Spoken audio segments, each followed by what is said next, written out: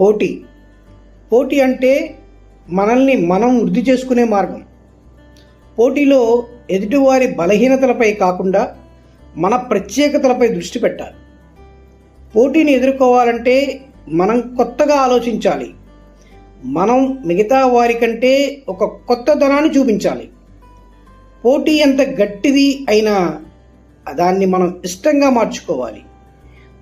ఇలా ఒక్కసారి ఆలోచిస్తే పోటీ అనేది మనల్ని ప్రజెంట్ చేసుకునేటువంటి ఒక ఆదర్శం, ఒక ఆశయం.